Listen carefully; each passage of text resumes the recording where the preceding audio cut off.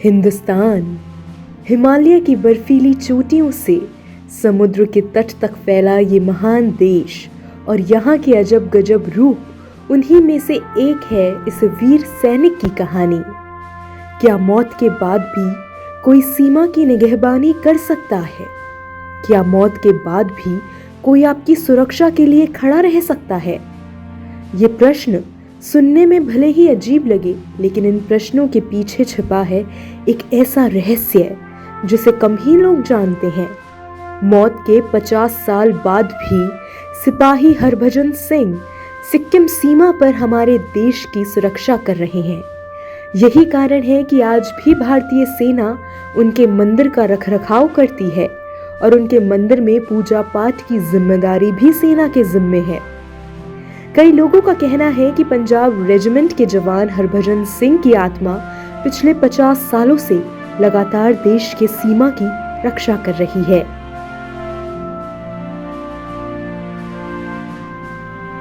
बाबा हरभजन सिंह मंदिर के बारे में वहां तैनात सैनिकों का कहना है कि उनकी आत्मा चीन की तरफ से आने वाले किसी भी खतरे को पहले ही बता देती है। इसके अलावा यदि भारतीय सैनिकों को चीन के सैनिकों का कोई भी मूवमेंट पसंद नहीं आता तो वो चीनी सैनिकों को भी पहले ही बता देते हैं। आप चाहे इस पर भरोसा करें या नहीं, चीनी सैनिकों को भी बाबा हरभजन सिंह पर पूरा यकीन है। इसलिए भारत और चीन के बीच होने वाली हर फ्लैग मीटिंग में बाबा हरभजन सिंह के नाम की खाली कुर्सी लगाई जाती है ताकि वो मीटिंग अटेंड कर सके। हरभजन सिंह का जन्म 30 अगस्त 1946 को गुजरावाला में हुआ था, जो कि वर्तमान में पाकिस्तान में है। हरभजन सिंह साल 1966 में 24वीं पंजाब रेजिमेंट में बतौर जवान भर्ती हुए थे। हरभजन सिंह सेना को अपनी सेवाएं केवल 2 साल ही दे पाए और साल 1966 में सिक्किम में तैनाती के दौरान एक हादसे में मारे गए। इस मामले में सेना के जवानों ने बताया कि एक दिन जब बाबा खच्चर पर बैठकर नदी पार कर रहे थे, तभी खच्चर सहित हरभजन नदी में बह गए। नदी में बहकर उनका शव काफी आगे निकल गया।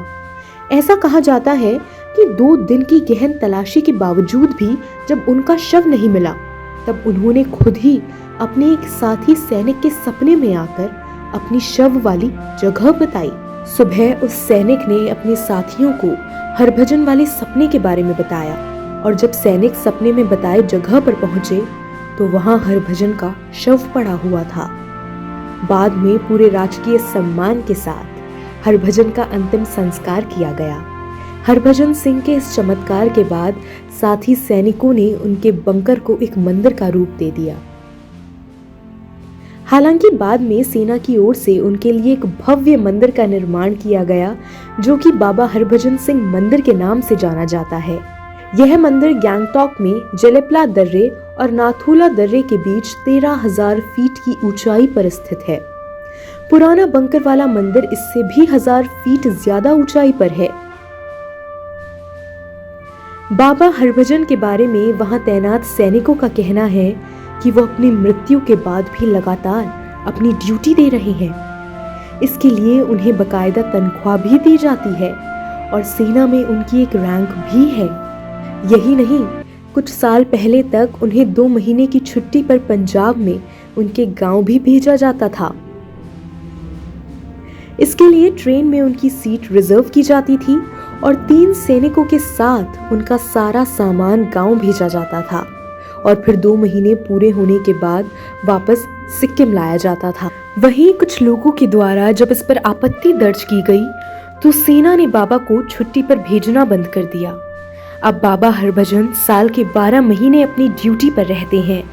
मंदिर में बाबा का एक कमरा भी है जिसमें प्रतिदिन सफाई करके बिस्तर लगाए जाते हैं। कमरे में बाबा की सेना की वर्दी और जूते रखे जाते हैं।